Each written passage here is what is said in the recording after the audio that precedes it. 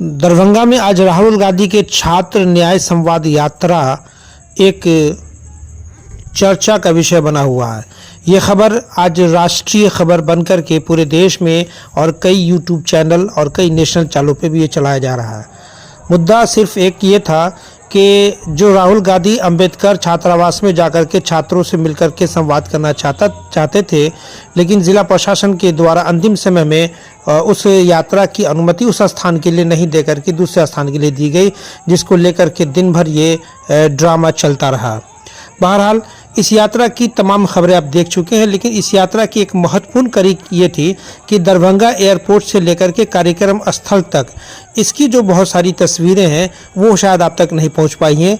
लेकिन अभी हम आपको कांग्रेस के एक वरीय नेता हैं जिशान फारूकी, उनसे आपकी मुलाकात कराने जा रहे हैं। उन्होंने इस पूरे घटनाक्रम को बड़े नज़दीक से देखा, क्योंकि उन्होंने बताया कि जब राहुल गांधी दरभंगा एयरपोर्ट पर आया और वहाँ से लेकर के जो कार्यक्रम स्थल तक उनका जो पूरा घटनाक्रम था वो उनके साथ साथ थे, तो उन्होंने हमारे चैनल को दिए हुए बयान में जो कुछ कहा वो सब कुछ आपको दिखाते हैं। लेकिन जो बातें उन्होंने बताई वो काफ़ी चौंकाने वाली थी। साथ ही साथ उन्होंने ये कहा कि वाकई में राहुल गांधी के बारे में जो आम लोगों में धारणा है कि एक लीडर जो होना चाहिए अपोजिशन लीडर, वो लीडर हैं।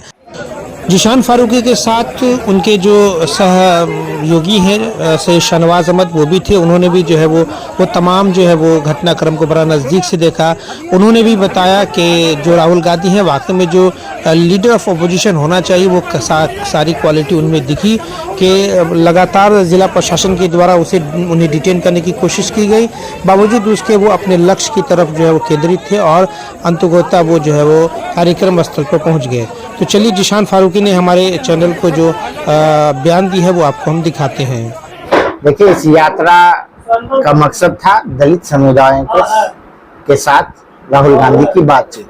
दरभंगा प्रशासन पूरी कोशिश कर रही थी, पता नहीं किस दबाव में थी, क्यों भाजपा सरकार, नीतीश सरकार राहुल गांधी से इतना डरती है, ये समझ नहीं आ रही है। राहुल गांधी तो हमेशा न्याय की बात करते हैं, फिर किस बात का डर है इन लोगों को। लेकिन मैं आपको बताता हूं कि यह कार्यक्रम पूरी तरह सफल रहा। राहुल गांधी ने प्रशासन से लेकर हर विरोध करने वाले को करारा जवाब दिया और वो स्थल पे गए भी और वहां के दलित समुदाय के बच्चों से बातचीत भी की, संवाद भी किया और अपनी बात भी कहा, उनकी बात भी सुना। राहुल गांधी हमेशा शिक्षा की बात करते हैं, न्याय की बात करते हैं। राहुल गांधी का एजेंडा ही है कि सबको बराबर का अधिकार मिले। आपको क्या लगता है जिला प्रशासन की तरफ से कार्यक्रम स्थल पर कार्यक्रम नहीं करने के लिए जो अनुमति नहीं दी गई, इसके पीछे क्या कारण? निश्चित तौर पे उनके ऊपर जो अभी वर्तमान यहाँ की एनडीए सरकार है उसका दबाव था। एनडीए सरकार डरी हुई है, वो जान रही है कि हमारी विदाई बिहार से तय है। आने वाले विधानसभा चुनाव में इंडिया अलायंस यहाँ सरकार बनाने जा रही है, वो अपनी विदाई को लेकर चिंतित हैं और बहुत ज्यादा डरे हुए हैं। और उसी का आज एक आपको दिखा वहां पे ये मामला कि कैसे डर के इसमें अचानक से रात को एक निर्देश निकलता है कि ये प्रोग्राम नहीं किया जा सकता। आप पहले क्यों नहीं रोका?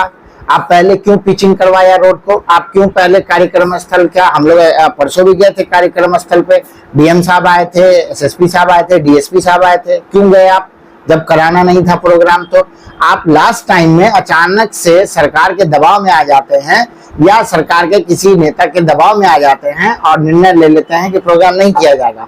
तो मैं आपको बताना चाहता हूं आपके चैनल के माध्यम से कि ये देश संविधान से चलेगा और इस देश को संविधान मानने वाले लोग चलाएंगे, न कि हिटलरशाही से चलेगा।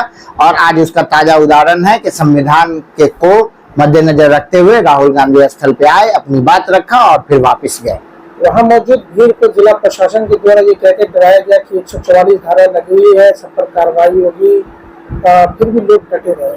इसको क्या? देखिए, कोई नई बात नहीं है। मोदी नीतीश जब डरता है पुलिस प्रशासन को आगे करता है, ये बहुत पुराना इन लोग का रवैया है, इसीलिए इससे कोई डरने वाला नहीं है। कांग्रेस का एक कार्यकर्ता, बिहार का एक जो स्टूडेंट है, एक आम जन जो राहुल गांधी को अपना जननेता मानते हैं, वो राहुल गांधी के साथ मजबूती के साथ खड़ा था। आप देख सकते हैं इतनी सख्त धूप में, इस चिलचिलाती धूप में कैसे लोग उतना दूर से पैदल आके राहुल गांधी के साथ चलते हुए आए और स्थल पे राहुल गांधी की बात सुना। आप पटना या दरभंगा एयरपोर्ट पे अपनी राहुल गांधी को रिसीव किया, वहां से लेके कार्यक्रम स्थल तक आए, ये सफल यात्रा इस बीच का कैसा रहा?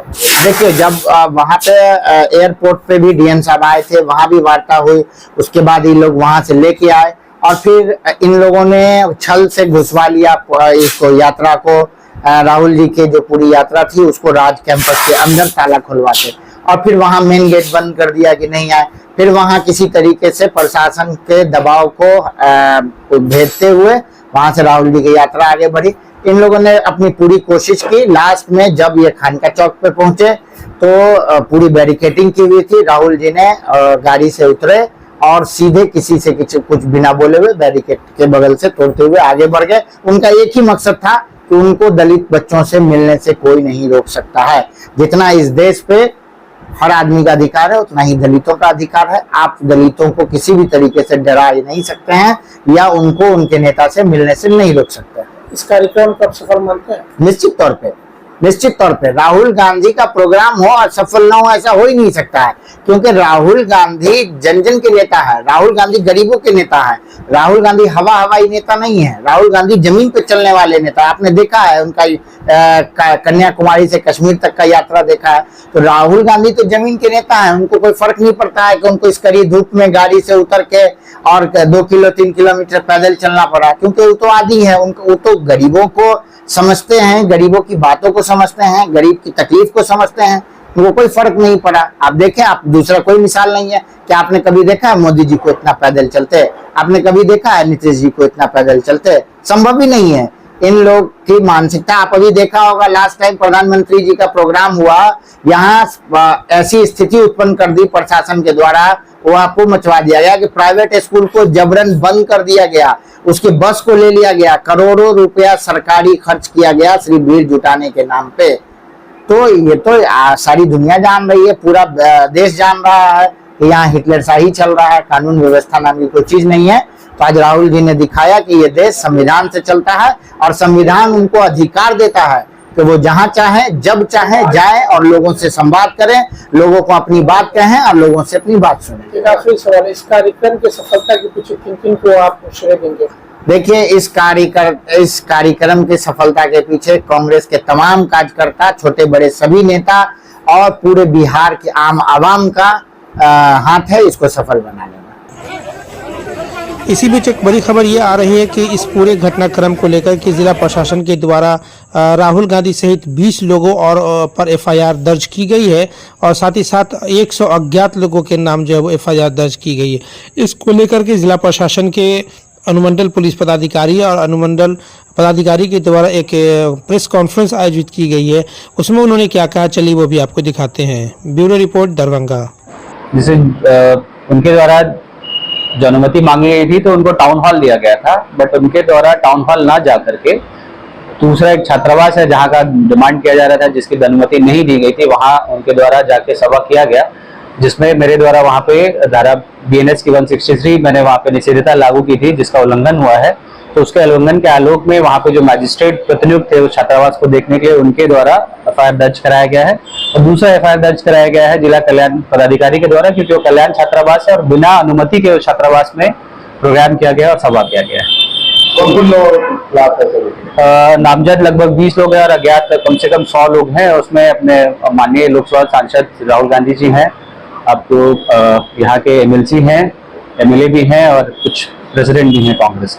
क्या लगता है सर, जो उन्होंने किया वो एक तरह से उस खाने वाला काम था, कानून हाथ में? जैसे उनको और उनकी पार्टी के लोगों को कम्प्लीटली ब्रीफ किया गया था कि आपको टाउन हॉल दिया गया है, कल ही बता दिया गया था, उसका ऑर्डर भी निकला था, उन्होंने ही आवेदन भी दिया था कि हमें टाउन हॉल अलॉट किया जाए, जो कि टाउन हॉल उनको अलॉट किया गया था।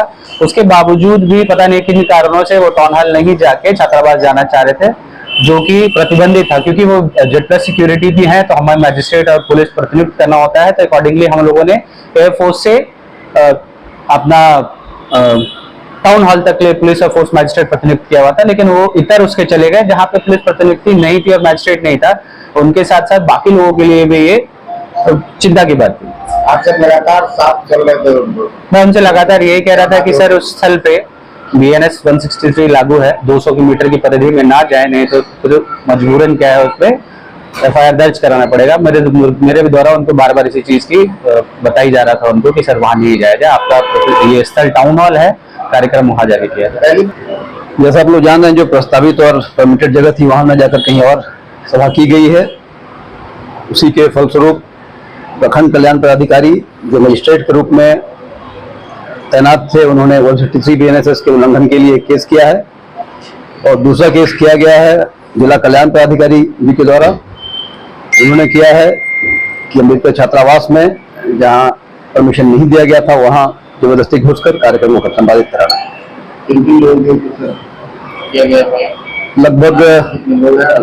लगभग 20 लोग नामित हैं और 20 से 25 अज्ञात हैं।